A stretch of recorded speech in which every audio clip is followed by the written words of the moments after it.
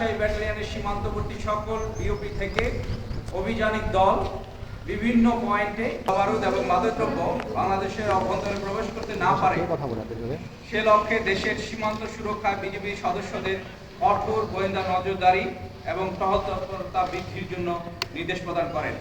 মহাপরিচালক মহোদয়ের নির্দেশনা মোতাবেক রাজশাহী ব্যাটালিয়ন 1 বিজিবি এর সদস্যগণ উদ্বুদ্ধ হয়ে সীমান্ত এলাকায় অত্যন্ত দক্ষতা এবং পেশাদারিত্বের সাথে দায়িত্ব পালন করছে।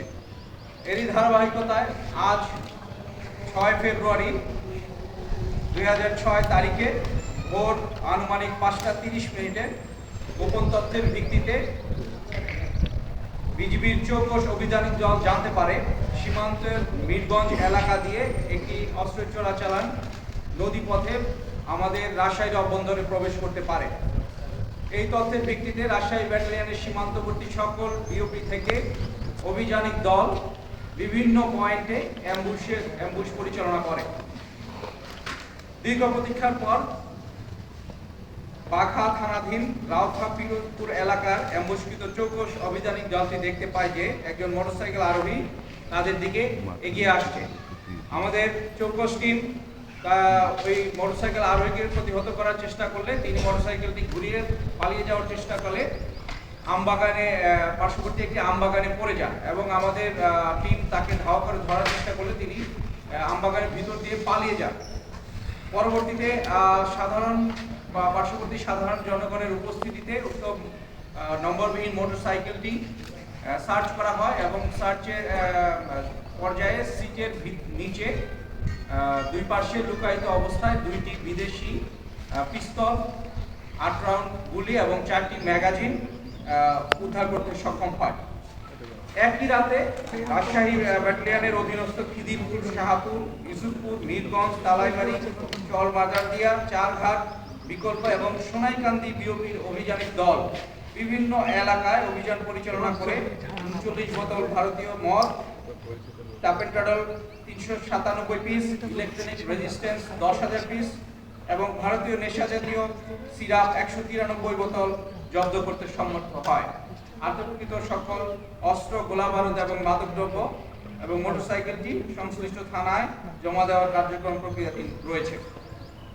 রাজশাহী ব্যাটালিয়ন 1 বিজিবি এর 7 শতাধিক বিজিবি সদস্য নির্বাচনী এলাকার দায়িত্ব পালনে মোতায়েন থাকায় দুষ্কৃতকারী চোরা কারবারিরা সীমান্ত দিয়ে অস্ত্র, গোলাবারুদ এবং মাদকদ্রব্য পাচার করার সুযোগ গ্রহণ করে।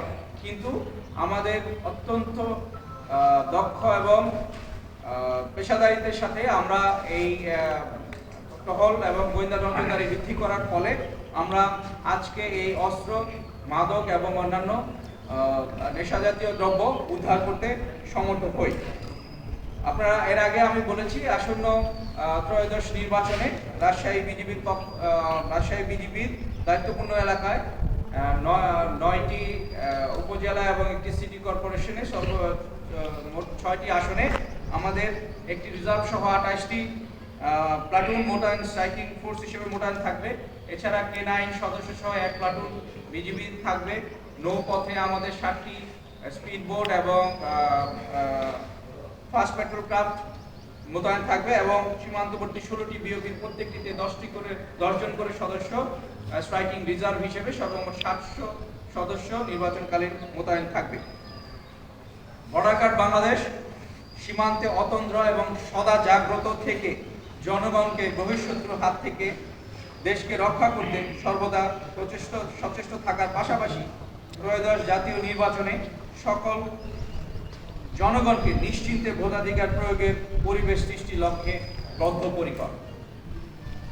এই বলে আমি আমার বক্তব্য শেষ করছি। পরিশেষে আমি আমাদের সাংবাদিক, ইলেকট্রনিক এবং প্রিন্ট মিডিয়ার সাংবাদিক ভাই এবং বন্ধুদেরকে ধন্যবাদ জানাচ্ছি। আপনারা সবসময় আমাদেরকে সহযোগিতা করে আসছেন এবং ভবিষ্যতেও সকল ব্যাপারে ইনফরমেশন দিয়ে এবং আমাদের কাজে সহযোগিতা করবেন এই আশা করছি।